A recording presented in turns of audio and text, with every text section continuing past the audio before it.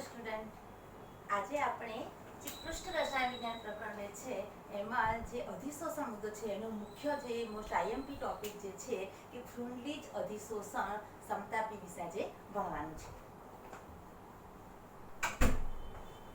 ફ્રુન્લીજ અધિશોષણ સમતાપીનો અભ્યાસ કરતા પહેલા આપણે ગઈકાલે આપણે જે આ પ્રકરણમાં જોયું કે અધિશોષણના બે પ્રકારો છે, ભૌતિક અધિશોષણ, રાસાયણિક અધિશોષણ તથા તેને અસર કરતા જે પરિબળો જે છે કે અધિશોષકનો સ્વભાવ, અધિશોષિતનો સ્વભાવ, તાપમાન, દબાણ વગેરે પરિબળો વિશે જોયું. તો એમાંનું એક પરિબળ છે દબાણ. તો એ દબાણ વિશે આજે આપણે ડિટેલમાં ભણવાનું છે અને એ દબાણનો અભ્યાસ આ ફ્રુન્લીજ નામના વૈજ્ઞાનિકે કર્યો હતો. બરાબર? તો જે દબાણ પરિબળ છે એ દબાણ પરિબળ છે એનો રાસાયણિક સંદર્ભે, અધિશોષણ સંદર્ભે અને ભૌતિક અધિશોષણ સંદર્ભે એનો અભ્યાસ કરવામાં આવ્યો. તો બે વૈજ્ઞાનિક હતા. એક છે ફ્રુન્લીજ નામનો વૈજ્ઞાનિક કે જેણે શું કર્યું કે ભૌતિક અધિશોષણના સંદર્ભમાં શું કર્યું કે ભૌતિક અધિશોષણના સંદર્ભમાં દબાણનો જે પરિબળ છે એનો અભ્યાસ કર્યો. અને બીજો છે લેંગ્બ્યુર નામનો વૈજ્ઞાનિક જેણે રાસાયણિક અધિશોષણના સંદર્ભમાં દબાણ પરિબળનો અભ્યાસ કર્યો. પરંતુ એક જૂની ટેક્સ્ટબુકમાં તમારે લેંગ્બ્યુર અધિશોષણ છે એની સમતાપી વિશે અભ્યાસ આવતો હતો. અત્યારે આ નવા સિલેબસમાં માત્ર તમારે ફ્રુન્લીજ અધિશોષણ છે, ભૌતિક અધિશોષણના સંદર્ભમાં જે દબાણ પરિબળની જે ડિટેલ જે છે એનો અભ્યાસ કરવાનો છે. બરાબર? એટલે તમારા માટે એક લેંગ્બ્યુર અધિશોષણની સમતાપી છે એક ટોપિક ટળી ગયો. બરાબર? એટલે આ ખૂબ જ સરળ સમજો તો ખૂબ સરળ ટોપિક છે અને મોસ્ટ આઈએમપી ટોપિક છે. બરાબર? તો આજે આપણે જોઈશું કે ફ્રુન્લીજ અધિશોષણ જે છે. તો આ અધિશોષણ જે ફ્રુન્લીજ નામના વૈજ્ઞાનિકે જે દબાણ પરિબળ પર ડિટેલમાં અભ્યાસ કર્યો એમાં એને શું કર્યું કે જ્યારે કોઈ પણ પરિબળ વિશે તમારે યાદ રાખવાનું કે કોઈ પણ પરિબળ વિશે જ્યારે અભ્યાસ કરવાનો હોય છે ત્યારે શું હોય છે કે દબાણ અને તાપમાનને અચળ રાખવામાં આવે છે. દાખલા તરીકે અધિશોષક કે અધિશોષણનો સ્વભાવ વિશે તપાસ કરવાની હોય, સપાટીનું ક્ષેત્રફળ જે છે એના પર અધિશોષણની જે પ્રક્રિયા છે એનો કેટલો માત્રામાં પ્રમાણ અધિશોષણ થાય છે, એ પરિબળની શું અસર થાય છે, ત્યારે દબાણ અને તાપમાન અચળ રાખવામાં આવે છે. પરંતુ જ્યારે આપણે હવે દબાણ પરિબળનો જ અભ્યાસ કરવાનો છે તો ત્યારે શું કરીશું? આપણે તાપમાન રાશિ અચળ રાખીશું. એટલે દબાણ પરિબળની અધિશોષણ પર થતી અસર, દબાણ પરિબળ વધશે તો અધિશોષણ વધશે કે ઘટશે, કેટલી માત્રામાં થશે, એ દબાણ પરિબળનો અધિશોષણની માત્રા પર જે અસર થાય છે એ અભ્યાસ કરવા માટે તાપમાન કેવું રાખવામાં આવે છે? અચળ રાખવામાં આવે છે. એટલે અચળ તાપમાને ફ્રુન્લીજ નામના વૈજ્ઞાનિકે જે અભ્યાસ કર્યો અને જે સમતાપી આપી તો એને શું કહે છે? જે ગ્રાફ આપ્યો, જે સમજ આપી, જે સંબંધ પ્રસ્થાપિત કર્યો એ બધું અચળ તાપમાને છે માટે એને સમતાપી તરીકે ઓળખવામાં આવે છે. એટલે આપણે ફ્રુન્લીજ અધિશોષણ સમતાપી એવું કહીશું. બરાબર? સમતાપી એટલે તમને મગજમાં હોવું જોઈએ કે સમતાપી એટલે શું થાય છે? તાપમાન અચળ રહે છે. બરાબર? હવે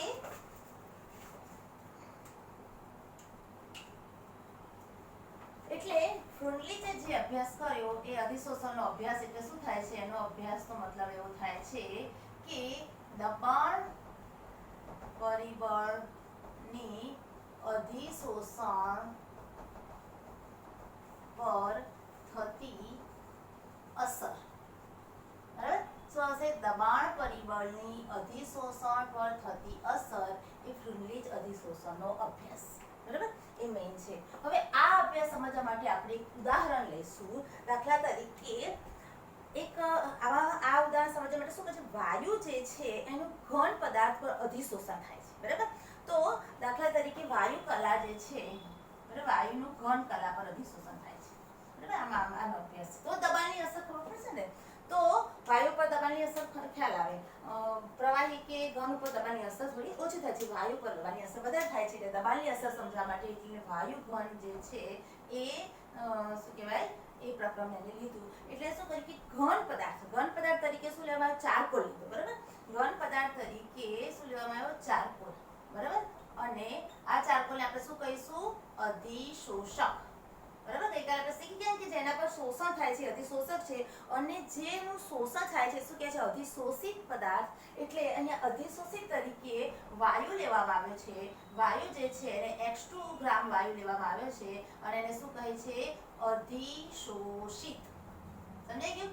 એટલે અધિશોષક પર કેટલો અધિશોષિત વાયુ અધિશોષિત થાય છે એ દબાણના પરિબળ હેઠળની માત્રા કેવી વધઘટ થાય છે એ આપણે જોવાનું છે. તો આના માટે શું કરીશું આપણે કે એક ગ્રાફ દોરવા માટે પહેલા શું કરીશું, ટેબલ તૈયાર કરીશું. બરાબર? તો આપણે દાખલા તરીકે 100 ગ્રામ અધિશોષક લઈએ, 100 ગ્રામ ચારકોલ. બરાબર? એટલે 100 ગ્રામ અધિશોષક લીધો. બરાબર? આ 100 ગ્રામ અધિશોષક છે એના ઉપર શું કરવામાં છે, વાયુને અધિશોષિત કરવામાં આવે છે. બરાબર? વાયુ છે એ x2 ગ્રામ વાયુ જે છે અધિશોષિત થાય છે. હવે દાખલા તરીકે 100 ગ્રામ વાયુ લીધો, પહેલા તો શું કરીશું, ચારકોલ છે એને પહેલા શુદ્ધ કરવો પડશે.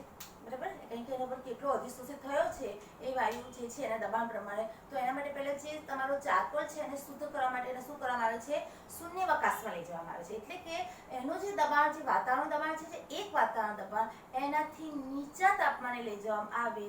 એટલે હંમેશા યાદ રાખવાનું કે શૂન્યાવકાશ એટલે શૂન્ય તાપમાન નહીં.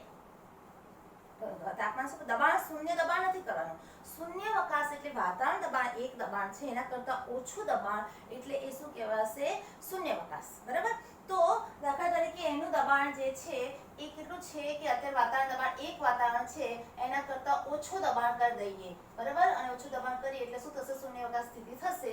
એટલે એ વખતે જે ચારકોલનો ટુકડો છે કેવો થઈ જાય, શુદ્ધ થઈ જાય છે. એટલે શૂન્યાવકાશ દ્વારા એને શુદ્ધ કરવામાં આવે છે. અને શુદ્ધ કર્યા પછી એ ચારકોલનો ટુકડો છે એનું વજન કેટલું છે, 100 ગ્રામ છે. તો હવે એના ઉપર જે વાયુ જે છે, ગમે તે કોઈ વાયુ છે એને અધિશોષિત કરવામાં આવે છે. તો એ અધિશોષિત કરવામાં આવે ત્યારે હવે વાતાવરણ દબાણ કેવું છે, અધિશોષિત કરવામાં છે ત્યારે ફરી પાછો ચારકોલને વાતાવરણ દબાણ લઈ દીધું. એટલે વાતાવરણ દબાણ કેટલું છે, આપણે ટેબલ લઈએ તો ટેબલ પ્રમાણે એક વાતાવરણ દબાણ લઈએ આપણે. બરાબર? શરૂઆતમાં આપણે શું લઈશું, P લઈશું. P એ એક વાતાવરણ દબાણ લઈશું. બરાબર? તો એ વખતે જે અધિશોષિત થયેલો વાયુ જે છે એનું પ્રમાણ કેટલું છે, x લઈએ તો એનું પ્રમાણ આવે x/m જે છે એની માત્રા કહેવાય છે. તો x/m માત્રા શોધવા માટે જો 100 ગ્રામ જે ચારકોલ છે બરાબર, અને એક વાતાવરણ દબાણે તેના પર જે વાયુ અધિશોષિત કરવામાં આવે છે એ વાયુ ધારો કે 20 ગ્રામ અધિશોષિત થયો. બરાબર? હવે આપણે P અને xm જે છે એના વચ્ચેનો જે સંબંધ મેળવવા માટે આ બંને રાશિ જે છે એ બંને રાશિના ટેબલ પર પ્રમાણે આપણે એના પેલા ડેટા ટેબલ લઈ લઈએ કે પછી એના પરથી આપણે ગ્રાફ દોરવો તો ફાવે કે શું અસર થાય છે.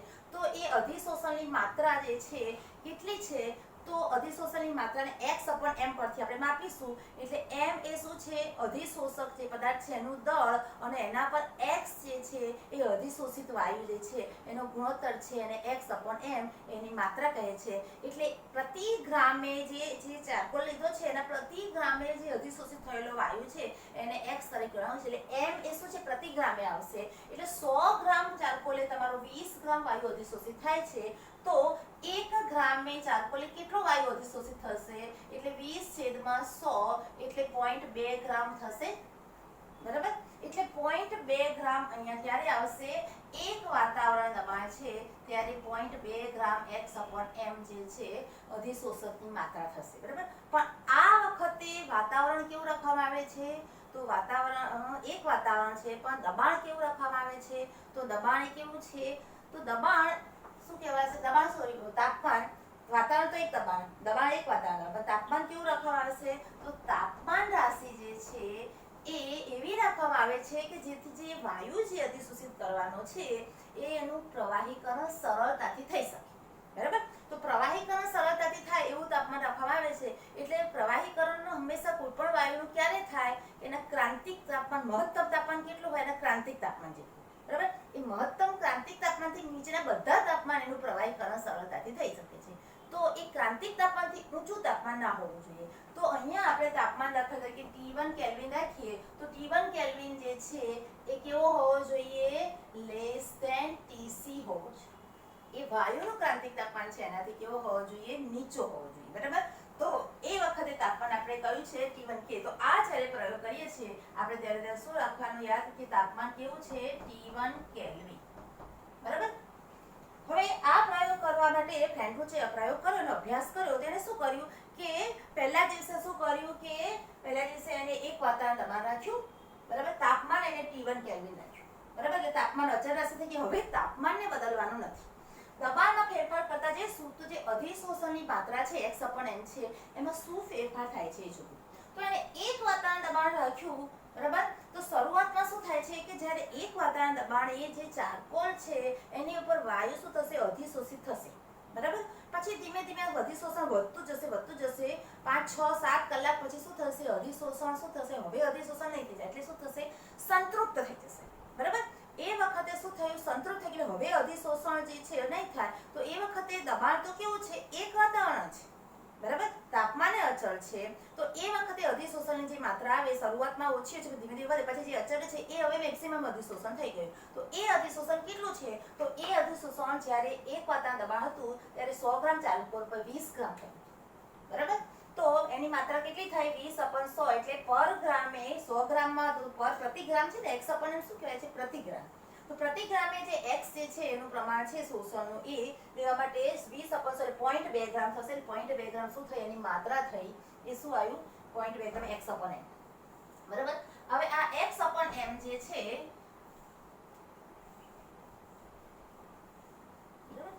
પછી જ્યારે શું કર્યું કે બીજે દિવસે ફરી પાછું શું કર્યું, દાખલા તરીકે એક દિવસે આ પ્રથમ દિવસ છે, બરાબર. પછી બીજો દિવસ આવ્યો, તો બીજે દિવસે શું થયું કે વાતાવરણ શું કર્યું, એને બમણું કરી નાખ્યું, બરાબર. શું કર્યું, વાતાવરણ બમણું કરી નાખ્યું, એટલે શું થયું, 2 વાતાવરણ કરી દીધું, બરાબર. તાપમાન એ જ રાખવામાં આવે છે, બરાબર. સમતાપી છે, તાપમાન એ જ રાખવામાં આવે છે, એટલે 2 વાતાવરણ દબાણ કરી દીધું. ત્યારે શું થયું, એને જે અધિશોષણ 100 ગ્રામ પદાર્થ જે ચાલતું એના પર થયેલું અધિશોષણની માત્રા ચકાસી, તો એ કેટલું આવી, બીજે દિવસે જ્યારે કરી ત્યારે એ 40 ગ્રામ અધિશોષણ થયું. કેટલું થયું, વધી ગયું, દબાણ વધ્યું તેમ શું થયું, અધિશોષણની માત્રા વધી ગઈ, બરાબર.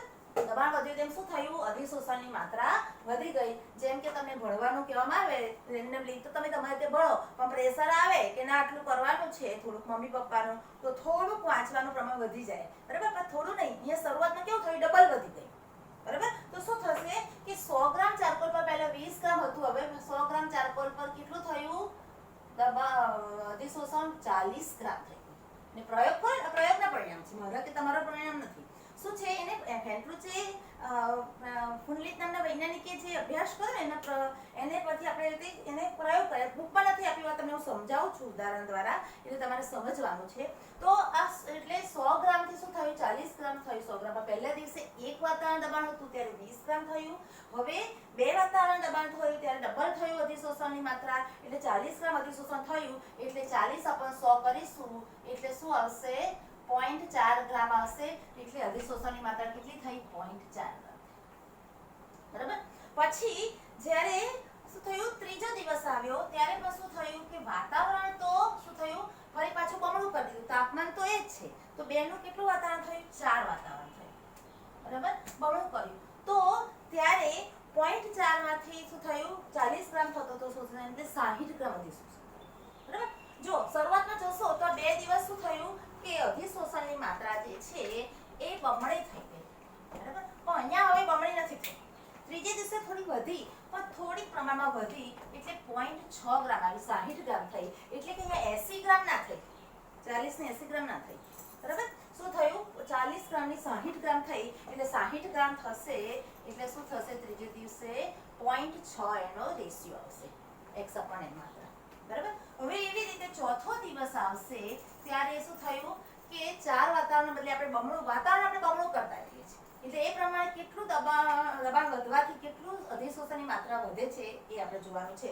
એટલે હવે 4 વાતાવરણનું આપણે શું કર્યું, 8 વાતાવરણ દબાણ કર્યું, તો ત્યારે જે અધિશોષણની માત્રા જે છે એ વધી, પણ કેટલી થઈ, 0.7, બરાબર. એટલે કે 70 ગ્રામ અધિશોષિત થયો. 100 ગ્રામ ચારકોલ પર 70 ગ્રામ અધિશોષિત થયું, એટલે એની માત્રા 0.7 આવી, બરાબર. હવે 0.7 પછી હવે 5મા દિવસે ફરી પાછો આપણે અભ્યાસ કર્યો અને 16 વાતાવરણ દબાણ કરી દીધું બમણું, તો એ વખતે એનું છે આવશે 1.8 ગ્રામ, થોડુંક વધ્યું છે, બરાબર.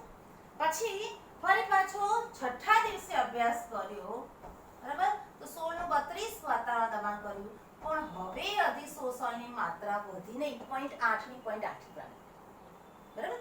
પહેલા દિવસે શું થયું, એક વાતાવરણ દબાણ 0.2 ગ્રામ થયું, એટલે 20 ગ્રામ અધિશોષણ થયું, બરાબર. વાતાવરણ દબાણ કેટલું, માપનું દબાણ હતું. શરૂઆતમાં તમને જેમ અભ્યાસ કરાવો બહુ દબાણ ના હોય, એટલે તમે રોજના 2 જ પાઠ તૈયાર કરો, બરાબર. પછી શું થાય, થોડી પ્રેશર વધે એટલે શું થાય કે રોજના 2 ના બદલે 4 પાઠ કરવાના શરૂ કર્યા કે 2 ઓછા કરતા હતા એટલે 4 થાય. કારણ કે શું થયું, એટલે અહીંયા અધિશોષણમાં છિદ્રાળુ પદાર્થ હોય, અંદર કે સ્પેસ હોય એટલે થોડું દબાણ વધારો તો થોડું અંદર શોષણ થાય. બરાબર. એટલે તમારી પાસે ટાઈમ ઘણો હતો પણ કોઈ દબાણ નતું એટલે તમે એક જ પાઠ રોજનો વાંચતા હતા. થોડુંક વધારે દબાણ વધાર્યું તો તમારી પાસે ટાઈમ તો હતો એટલે 2 પાઠ વાંચવા માંડ્યા. બરાબર. સેમ એવી રીતે અહીંયા ડબલ થયું. પછી ત્રીજા દિવસે થોડું ઓર દબાણ વધ્યું એટલે શું થયું કે અધિશોષણની માત્રા વધી પરંતુ બમણી ના થઈ. પછી 2 ના તમે 4 પાઠ ના વાંચ્યા, 3 પાઠ વાંચ્યા. બરાબર. તો એવી રીતે થોડોક વધારો થયો. પછી 8 વાતાવરણ દબાણ કર્યું તો 0.7 ગ્રામ થયું, 16 વાતાવરણ 0.6 ગ્રામ થયું. આ રીતે વાતાવરણ દબાણ વધતા જઈએ તેમ શું થયું કે અધિશોષણની માત્રા વધી પરંતુ એક વાતાવરણ દબાણ અમુક એવું આવ્યું કે ત્યાં પછી કેટલું પણ દબાણ વધાર્યું પણ અધિશોષણની માત્રા ના વધી. હવે તમે એક્ઝામ આવે ખૂબ પ્રેશર વધ્યું, બધાએ પ્રેશર કર્યું સ્કૂલ તરફથી, તમારી એક્ઝામ બોર્ડથી છે એટલે તમારે મેન્ટલી પ્રેશર તો બધું, પણ તમારી લિમિટ હોય એટલા જ તમારું તમે વાંચી શકો ને કે હવે બમણું ના થતું જાય. બરાબર. તો સેમ એવી રીતે અહીંયા એવું થાય છે કે વાતાવરણ દબાણ તો બમણું કરીએ છીએ પણ અમુક હદ પછી અધિશોષણની માત્રા શું થાય એની લિમિટ હોય ને, હવે અધિશોષિત નહીં થઈ શકે એટલે એ માત્રા શું થઈ ગઈ, અચળ થઈ ગઈ. એટલે અહીંયા તમે જોશો તો શું આવે છે, હવે માત્રા કેવી થાય છે, અચળ છે, હવે વધશે નહીં. બરાબર. તો આ જે છે એને ગ્રાફની રીતે દર્શાવીએ તો અહીંયા દર્શાવું છું હવે ગ્રાફની રીતે.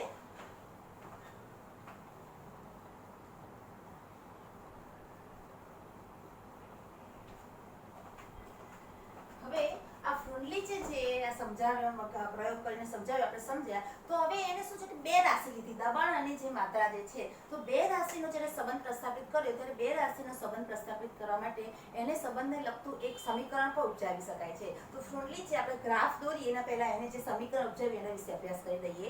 તો જે ફ્રુન્ડલી છે જે સમીકરણ છે, આ જે 2 સંબંધ રાશિ જે છે p અને x/n, બરાબર, એને બંને વચ્ચે સંબંધ દર્શાવતું એક સમીકરણ આપ્યું અને એ સમીકરણને શું કહે છે કે વેગનું સમીકરણ તરીકે ઓળખવામાં આવે છે રાસાયણિક ગતિકી પ્રમાણે. અને એ સમીકરણ જે છે કે x/m k p/1/n, આ એને સંબંધ દર્શાવતું સમીકરણ આપ્યું અને વેગનું સમીકરણ પણ કહી શકાય છે રાસાયણિક ગતિકી પ્રમાણે. તમે એ ચેપ્ટર ભણશો એટલે તમને એમાંથી થોડો એનો ખ્યાલ આવશે. બરાબર. તો આ જે છે x/m k p/1/n, જે x/m છે એ શું છે, અધિશોષણની માત્રા છે.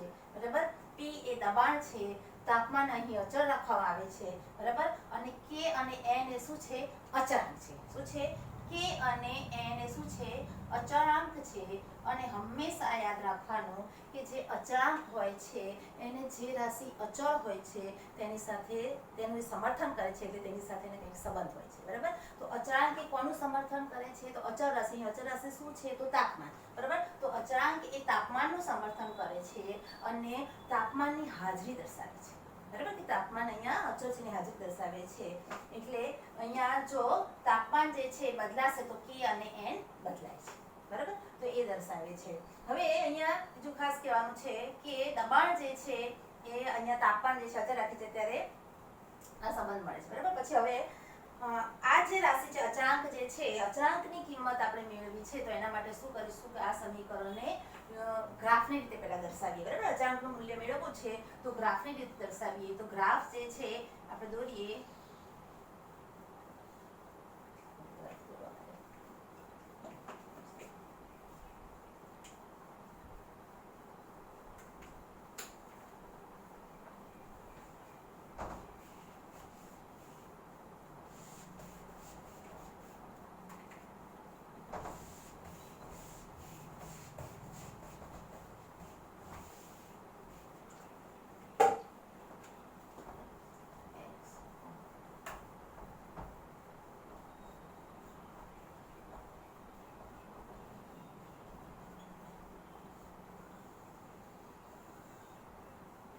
જે 1/n જે છે, બરાબર, એ શું છે, 1/n એ શું છે, પ્રક્રિયાનો ક્રમ દર્શાવે છે.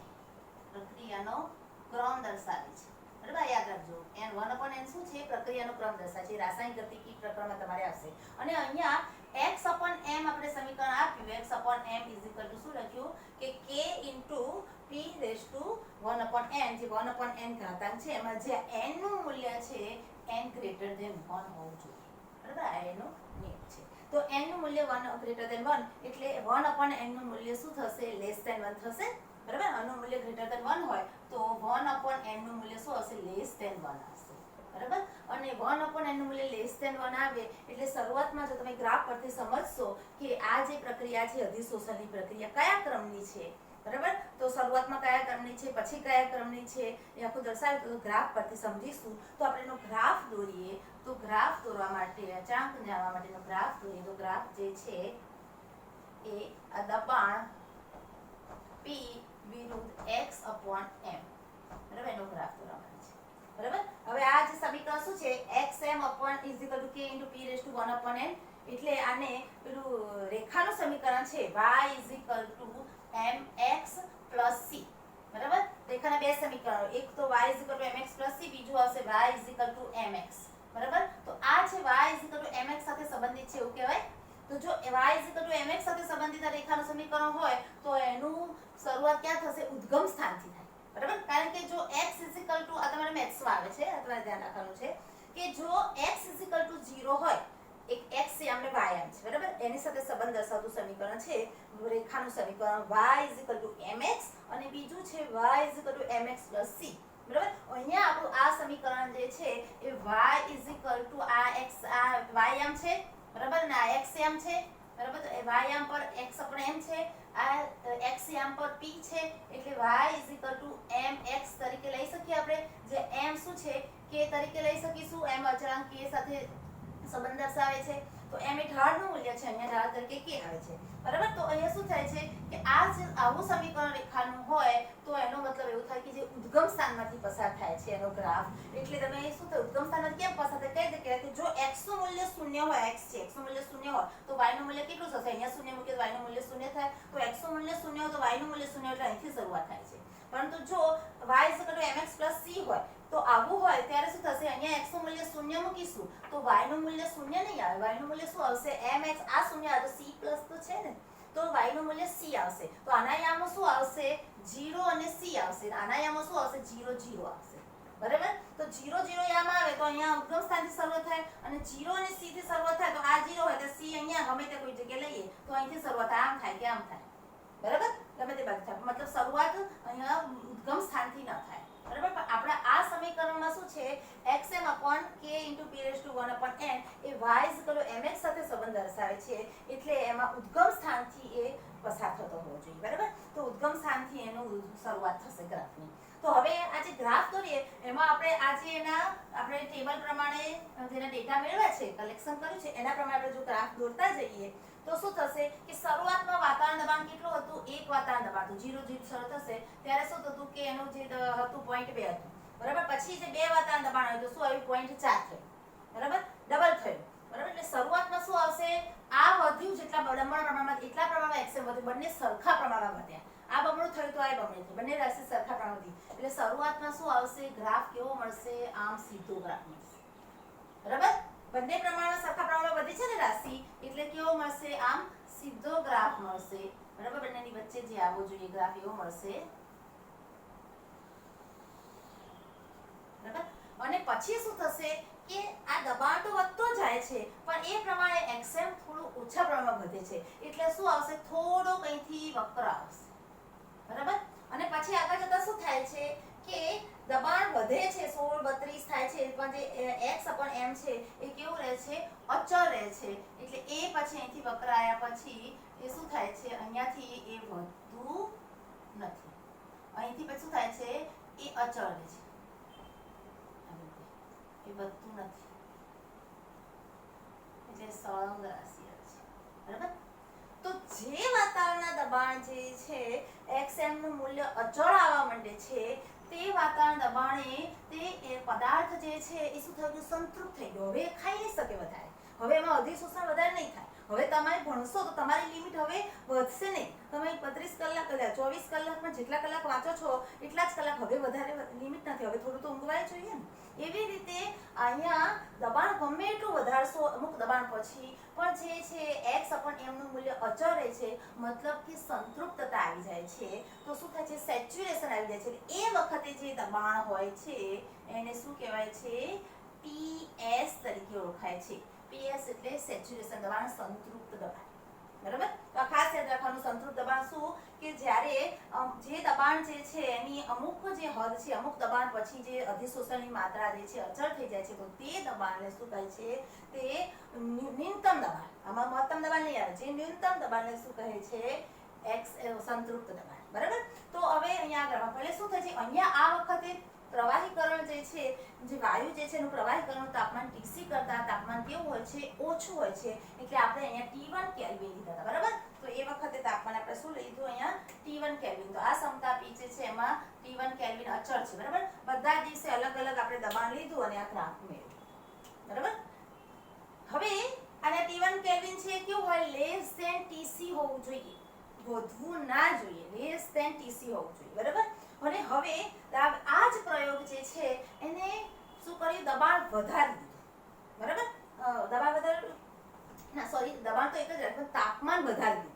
એટલે કે તાપમાન T1 કેલ્વિન હતું ને એનાથી થોડું વધારે, પણ ક્રાંતિક તાપમાનથી ઓછું.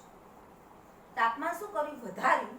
બરાબર? પણ શું કર્યું? તાપમાન ક્રાંતિક તાપમાન TC થી એના કરતા ઓછું, એવું T2 કેલ્વિન. એટલે કે અહીંયા આપણે શું લેશું? T2 કેલ્વિન તાપમાન લીધું. T2 કેલ્વિન એ શું છે?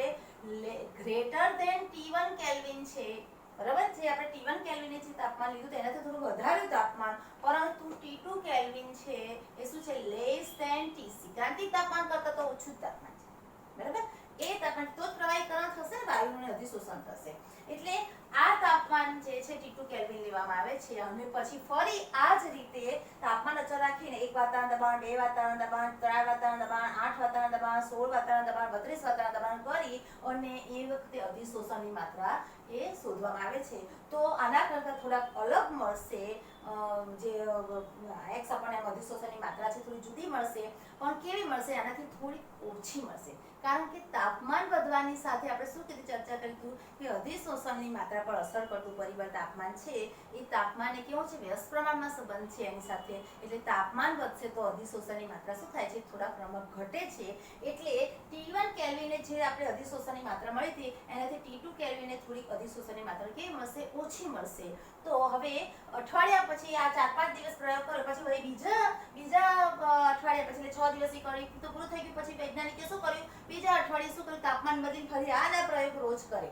એક દિવસ શું કર્યું? તાપમાન દબાણ છે 1 વાતાવરણ રાખ્યું અને અધિશોષણની માત્રા સંતુલન અવસ્થા આવી જાય ત્યારે અધિશોષણની માત્રા કેટલી છે માપવાની. બરાબર? તો એ માપી એવી રીતે કર્યો પ્રયોગ. તો એ વખતે જે ગ્રાફ મળ્યો, ટેબલના જે મુદ્દા મળ્યા, જે પ્રમાણ માપન મળ્યું એ માપન પરથી ગ્રાફ દોર્યો. તો એ ગ્રાફ છે એ શું થયું? આવી જ રીતે ઉદ્ગમ સ્થાનમાંથી આવ્યો, શરૂઆતમાં સ્ટ્રેટ આવ્યો, પછી શું થયું? વક્ર આવ્યો અને પછી શું થયું? સીધો જતો ગયો. પરંતુ એક સમય આનાથી કદાચ નીચું આવે. કેમ કે અધિશોષણની માત્રા થોડી ઘટી.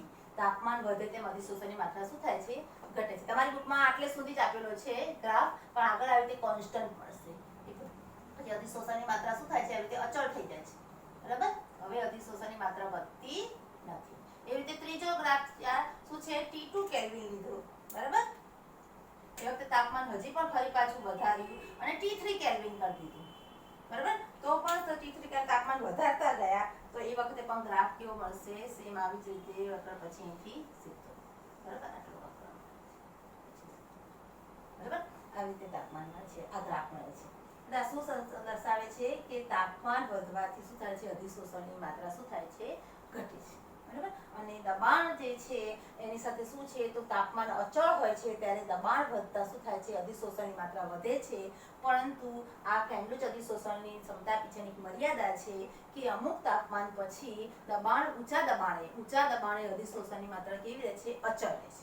બરાબર? એ વખતે શું કહે છે? સમતાપીમાં શું આવે છે? વિચલન આવે છે એમ કહેવાય. બરાબર? તો આ એની કેન્દ્રિત અધિશોષણની શું છે? મર્યાદા છે. બરાબર? એટલા મર્યાદા છે. બાકી આમ જો વધવું જોઈએ પણ વધતું નથી. આ સંબંધ પ્રમાણે અમુક સુધી છે પછી એની મર્યાદા આવી જાય છે. બરાબર? તો આ ફ્રેન્ડલી અધિશોષણની જે મર્યાદા છે, એક વાક્યમાં એ પણ પૂછાય કે મર્યાદા શું છે? તો તમે એવું કહી શકો કે ઊંચા દબાણે અધિશોષણની માત્રા જે છે કેવી છે? વધતી નથી, અચળ રહે છે. બરાબર? તો આ જે એક્સેપ્ટ અપોન જે પી નો ગ્રાફ છે એમાં શું આવે છે? સમતાપી વક્ર આવવાને બદલે શું આવે છે? સીધી રેખા આવે છે. બરાબર? વક્ર આવતો નથી. આ એની મર્યાદા છે. બરાબર? પછી હવે આગળ આપણે જોઈશું કે હવે આગળ આપણે કયો મુદ્દો બાકી રહ્યો છે?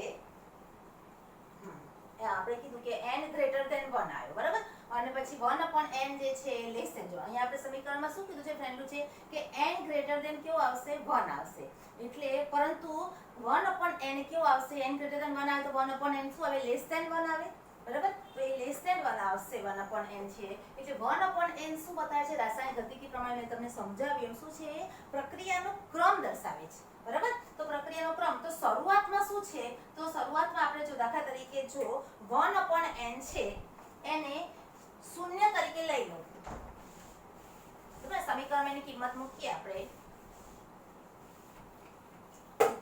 સમીકરણ જે છે x/m = k p⁻1/n છે, એમાં જો તમે 1/n છે એ = 0 લઈ લો, બરાબર, 1/n છે એ 0 લઈ લો, એટલે એનો મતલબ શું થયો, 1/n શું દર્શાવે છે, પ્રક્રિયાનો ક્રમ, એટલે કે શૂન્ય ક્રમની પ્રક્રિયા છે, પ્રક્રિયા ક્રમ દર્શાવે છે, બરાબર, તો શૂન્ય ક્રમની પ્રક્રિયા હોય ત્યારે શું થાય છે, તો અહીંયા p⁻1/n એટલે p ની 0 ઘાત એટલે 1 થઈ જાય, બરાબર, એટલે શું થશે, આ સમીકરણમાં એની કિંમત મૂકીશું તો આ સમીકરણ પ્રમાણે શું થશે, x/m છે = k થઈ જશે, બરાબર, x/m = k થઈ જશે, અચળાંક રહેશે, અચળ રહેશે, એટલે કે કે અચળાંક છે એટલે અચળ રહેશે, એટલે કે અધિશોષણનો જથ્થો કેવો છે, અચળ છે. હવે આ ગ્રાફમાં બતાવો અધિશોષણનો જથ્થો ક્યાં અચળ છે, તો અહીંયા તમે જોશો આ આટલો વિસ્તાર છે એમાં અધિશોષણનો જથ્થો અચળ છે, બરાબર, તો આટલા વિસ્તારમાં શું હોય છે, શૂન્ય ક્રમની પ્રક્રિયા છે, એટલે 1/n જે છે, જ્યાં xm અચળ છે, તો અહીંયા આ પ્રક્રિયા કરે ગ્રાફ દોરવામાં આવે છે ત્યારે શરૂઆતમાં શું હોય છે ખબર નહીં, પણ અંતે શું હોય છે, પ્રક્રિયા કેવા ક્રમની થઈ જાય છે, શૂન્ય ક્રમની, કારણ કે શૂન્ય ક્રમની પ્રક્રિયા થાય એટલે કે x/m જે છે અધિશોષણનો જથ્થો કેવો છે, અચળ થઈ જાય છે, એટલે પ્રક્રિયા કેવી હોય, અચળ થાય ત્યારે પ્રક્રિયા કેવા ક્રમની હોય, શૂન્ય, અને શૂન્ય ક્રમની હોય તો જ પ્રક્રિયા જે છે અધિશોષણનો જે જથ્થો છે એની માત્રા છે કેવી આવે, અચળ આવે, એટલે આપણે અહીંયા ઉલટું કરીને જોયું કે 1/n ને શૂન્ય, એટલે કે પ્રક્રિયા તમે શૂન્ય લઈને સમીકરણ મૂક્યું તો x/m એ કેવું આવ્યું, કે અચળ આવ્યું, એટલે એના પરથી અચળ ક્યારે આવે છે, તો પ્રક્રિયા અંતમાં, પછી એ 1/n બરાબર જો 1 લઈ લઈએ, બરાબર, 1/n બરાબર 1 લઈએ, તો 1 લઈએ તો ફરી પાછું આ સમીકરણ છે એમાં કિંમત મૂકીએ તો x/m = k * p⁻1, 1/1 એટલે 1 જ થાય, ના સોરી, કે 1/n = 1 એટલે k એટલે p 1 થાય, એટલે શું થયું, p કે અચળ છે, આપણે એવું લખી શકીએ x/m ચાલે છે p, બરાબર, અહીંયા p થી સ્વતંત્ર છે, શૂન્ય ક્રમની પ્રક્રિયા આવી ત્યાં કેવું છે, p રાશિ નીકળી ગઈ, p રાશિ શૂન્ય થઈ ગઈ, એટલે આ શું છે, દબાણથી સ્વતંત્ર આવશે, દબાણથી સ્વતંત્ર છે, જ્યારે શૂન્ય ક્રમની પ્રક્રિયા થાય છે ત્યારે દબાણથી સ્વતંત્ર થઈ, દબાણ ગમે એટલું વધારજો પણ એ જથ્થો અચળ જ મળે છે, દબાણ સાથે કોઈ સંબંધ નથી રહ્યો, હવે એને દબાણથી સ્વતંત્ર થઈ ગઈ, બરાબર, પણ અહીંયા જ્યારે 1/n બરાબર 1 એટલે કે પ્રથમ ક્રમની પ્રક્રિયા તરીકે લઈએ, એટલે ઘાતાંકને 1/n ને 1 તરીકે લઈએ તો એ કિંમત સમીકરણમાં મૂકતા ફ્રેન્ડલુટના સમીકરણમાં x/m ચાલે છે p થશે, એટલે x/m ચાલે છે p, એટલે x/m એટલે કે અધિશોષણનો જથ્થો દબાણ સાથે સમપ્રમાણમાં છે, એટલે જો x/m અધિશોષણનો જથ્થો જો બમણો થશે તો દબાણ બમણું થશે, તો x/m પણ બમણું થશે, એટલે સરખા પ્રમાણમાં વધે છે, સમપ્રમાણમાં, તો આ ગ્રાફમાં ક્યારે સમપ્રમાણમાં છે, તો તમે જોયું શરૂઆતમાં સમપ્રમાણમાં છે, બરાબર, શરૂઆતના ગ્રાફમાં શું છે, સીધી રેખા મળે છે, શરૂઆતના ગ્રાફમાં શું છે, સમપ્રમાણમાં છે, બરાબર, જેટલું આ વધે છે, પરંતુ પછી અમુક સમય પછી શું થાય છે કે આટલે સુધીનો ગ્રાફ જે દોરીએ એ શું છે, આમાં k નું મૂલ્ય કેવું આવશે, તો k નું મૂલ્ય પ્રક્રિયા ક્રમનું મૂલ્ય 1 હોઈ શકે, તો પછી શું થાય છે, પ્રક્રિયા ક્રમ ઘટે છે, એટલે શું થાય છે કે સમપ્રમાણમાં નથી વધતું, જો પ્રક્રિયા ક્રમ 1 હોય તો સમપ્રમાણમાં વધવું જોઈએ, પછી એના પ્રમાણે થોડું xm નું જે છે અધિશોષણની માત્રા છે ઘટે છે, દબાણ તો વધતું જાય છે બમણા પ્રમાણે, એ પ્રમાણે એનું ઘટે છે, એટલે વક્ર મળે છે, બરાબર, એટલે શું થયું કે એ વખતે પ્રક્રિયાક્રમ શું થયો, ઘટ્યો, એટલે પ્રક્રિયાક્રમ કોની વચ્ચે આવે છે, તો 0 અને 1 ની વચ્ચે, એટલે લગભગ પ્રક્રિયાનો ક્રમ છે 0.2 થી 0.5 ની વચ્ચેનો કંઈક હોય છે, એટલે પ્રક્રિયાક્રમ અહીંયા શું છે, વક્ર જે છે, વક્ર 1/n નું મૂલ્ય કેટલું આવે, 0.2 થી 0.5 ની વચ્ચે, એટલે વક્ર મળે છે, એટલે પ્રક્રિયાક્રમ શું થાય છે, શરૂઆતમાં પ્રથમ ક્રમની પ્રક્રિયા હોય છે, એટલે તમને MCQ માં પૂછાય કે આપણ પૂછાય તો તમને એ સમજણ હોવી જોઈએ કે અધિશોષણની જે પ્રક્રિયા છે, ફ્રેન્ડલુટ નામના વૈજ્ઞાનિકે દબાણ સાથેનો સંબંધ દર્શાવ્યો ત્યારે એને સમજાવ્યું હતું કે અધિશોષણની જે પ્રક્રિયા થાય છે એ કેવા ક્રમની છે, તો શરૂઆતમાં પ્રથમ ક્રમની છે, અને પછી જ્યારે દબાણ વધારે છતાં પણ અધિશોષણની માત્રા અચળ રહે છે ત્યારે પ્રક્રિયા શૂન્ય ક્રમની થઈ જાય છે, બરાબર, તો આવી રીતે કયા ક્રમની છે પણ તમે સમજી શકો ને શોધી શકો. બરાબર, તો એ અહીંયા દર્શાવ્યું છે કે x/m ચાલે છે p. બરાબર, એના પરથી તમને ખ્યાલ આવી ગયો કે શું થશે 1/n બરાબર 1 એટલે k. બરાબર, પછી હવે આગળ જે છે કે આપણે અચળ પદો જે છે એ શોધવાના છે.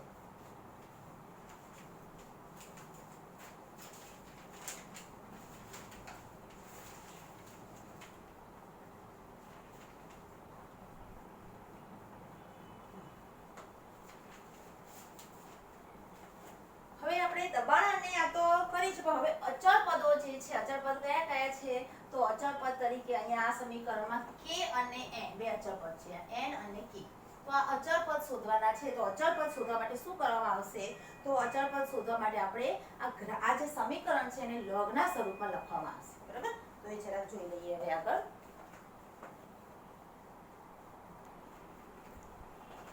વિદ્યાર્થી મિત્રો, હવે આપણે જે અચળ પદો છે એ શોધવા માટે આ જે સમીકરણ જે છે ફ્રેન્ડલીનું સમીકરણ છે એને લોગની રીતે લોગ દ્વારા લઈશું અને એના પરથી આપણે શોધીશું. એ હવે આપણે નેક્સ્ટ વિડીયોમાં જોઈશું. આપણા વિડીયોની લિમિટ પૂરી થાય છે એટલે નેક્સ્ટ વિડીયોમાં શું આવશે? અચળ પદો છે એને શોધવા માટે કઈ રીતે શોધવા એના માટે એને લોગ લઈ અને એની રીતે ગ્રાફ દોરીને આપણે શોધીશું.